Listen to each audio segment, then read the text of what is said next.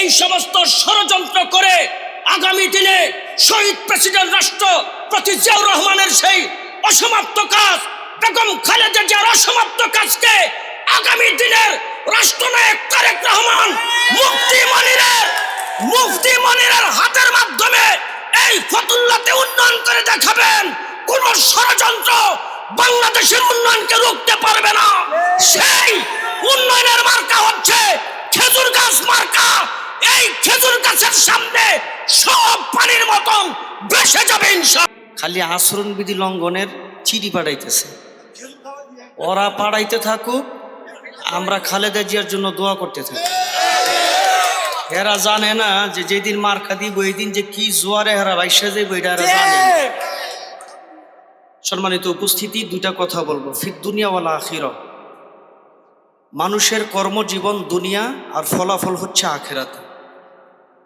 দুনিয়াতে শহীদ প্রেসিডেন্ট জিয়াউর রহমান সাহেব যে শাসন ব্যবস্থা চালু করেছেন বাংলাদেশের ইতিহাসে এটা বিরল।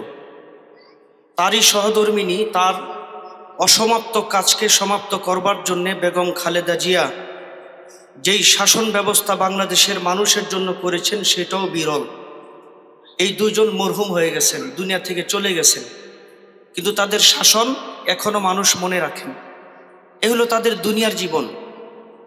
আখেরাতের জীবন আমরা দেখতে পাচ্ছি না, কিন্তু কি দেখি, বাংলাদেশের ইতিহাসের সবচেয়ে বৃহৎ জানাজার নামাজ ছোটকালে শুনেছি শহীদ প্রেসিডেন্ট জিয়াউর রহমানের। তাহলে তার আখেরাতের যাত্রাটাও অত্যন্ত সুন্দর। সর্বশেষ আমার মনে হয় এখানে যারা আছেন কেউ মনে হয় বাকি নাই, বাংলাদেশের কোনো মানুষ বাকি ছিল না, ঢাকা এবং ঢাকার আশেপাশের মানুষ। সর্ববৃহৎ জানাজা, যেটা ইতিহাসে বিরল, যেটা এশিয়া মহাদেশের মধ্যে বিরল, বেগম খালেদা জিয়া তার জানাজায় এই আপামর জনতা যেইভাবে তার জানাজায় অংশগ্রহণ করেছেন, এই জানাজার নামাজি প্রমাণ করে আল্লাহ পাক তাদেরকে সেই পরপারের জীবনে দুটোটা কবরকে আল্লাহ পাক জান্নাতের বাগান বানায় দিবেন। জোরে বলেন আমিন। আরেকটি বিষয়, আজকে তাদের এই দুইজনের রেখে যাওয়া আমানত আগামী দিনের রাষ্ট্রনায়ক তারেক রহমান আজকে যারা গুম হয়েছে তাদেরকে নিয়ে একটা অনুষ্ঠান করেছে। আমি আস্তে আস্তে মোবাইলে দেখলাম, সত্যিকার অর্থেই যেই সন্তান তার বাবাকে হারিয়েছে, এই যে আজকে টিটু ভাই এখানে, টিটু ভাইয়ের তো আজকে আমাদের এই স্টেজে থাকার কথা ছিল না, তার থাকার কথা ছিল কবরে, কিন্তু রাখে আল্লাহ মারেকে।